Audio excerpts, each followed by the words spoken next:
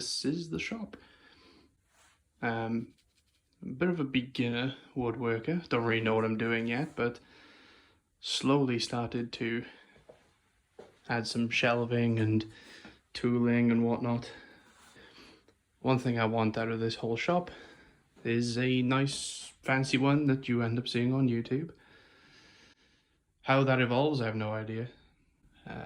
I figured working that out and documenting the process might be something worth watching, and to figure out what it is that I need to make and then document the process as I go. Try to find out a lot of the beginnery problems, answering some of the obvious questions like where do I get wood from, and what do I do with my sawdust, and what tools do I need, and how do I use them, and how not to use them. So one of my major problems with this space, I mean, you can probably tell this isn't the biggest shop around, but it's not tiny either. These cabinets up the top were here from the previous homeowner, and they're not the most useful. I mean, it's a nice place to store things like the screwdrivers and tape, but yeah, this was clearly purpose built for someone else's use, and frankly I don't find this space particularly useful. I have a whole sheet of wood on the floor, a bit of bench space. I don't particularly like this bench, it's not very deep, made out of I think MDF, so not the most solid of material. I do most of my working at the moment on that bench over there, but even that needs completely replacing. You can see that we've got some old cabinets, old desks, just all bundled together. Just a higgledy-piggledy Frankenstein workbench at the moment. One thing I would like to do, and I might actually make it out of these bits of lumber, I don't know, is a big proper workbench. But I think I'll wait until I know exactly what I'm doing to make one of those, because I don't want to go wasting that much wood. So I think ultimately what we're going to end up doing is tearing a lot of these cabinets down, maybe getting rid of the counter space behind here and making some more permanent wood storage space.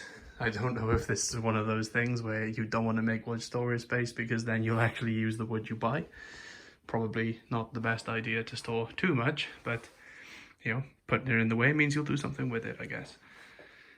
But it would be nice to free up some space over there, maybe for some more tooling. I mean, the only thing I have right now really is this table saw and then a handful of hand tools, powered hand tools.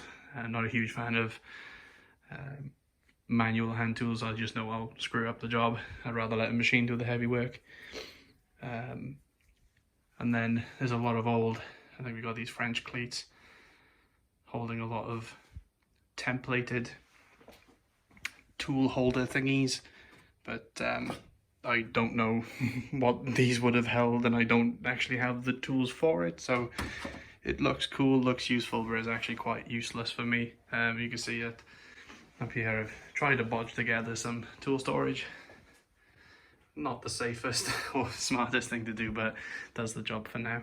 So I think at some point I'd like to have a pegboard of some description just to hold a lot of the tools that I do use, and then perhaps spare the thought, throw away the ones that I don't. I mean, there's a handful of old saws here that are basically blunt that were hand-me-downs from my old man, and I'm pretty sure he handed them down to me knowing full well that they were rubbish. So between, you know, at the very least there's going to be brand new workbench of some description, clear out a load of this space, and put up a pegboard either on the wall over there or something in front of here, get rid of this stack. You know, fortunately I made these cabinets with a slight foresight of putting the French cleats on the back so that I can actually move these around if I need to. I mean, they're okay where they are now. They're mobile if they need to be, which is good. I think that's ultimately going to be the design philosophy of the shop, is make things mobile so I can move them around if I need to. Like this table saw is relatively easy to pick up and shift around, so I can put it out of the way if I need to, or pull it out in the middle of the shop and, you know, cut stuff. Another thing I'm quite keen on getting a more full-blown solution for is vacuuming. Generally a small shop like this is going to have sawdust flying around everywhere, so I think having a good vacuum solution is going to be one of the first big priorities. Now whether that takes the form of, I don't know, maybe running some piping along the edge of the wall, down the side, you know, adding drops, I think that's the term, throughout the shop, so I can just easily attach tooling to some sort of vacuum system. I think that would be great.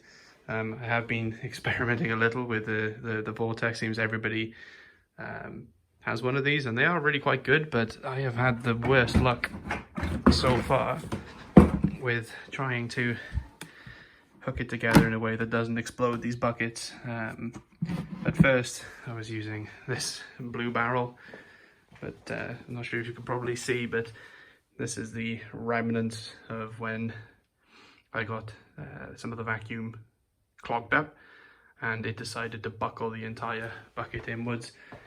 Fortunately, with a bit of hot water, I managed to press those back out, so I think what I'm going to end up having to do is move the Vortex back off this lid, put it back on that one, and then go back to the blue bucket for now. But I think that's another project that I'm going to do at some point.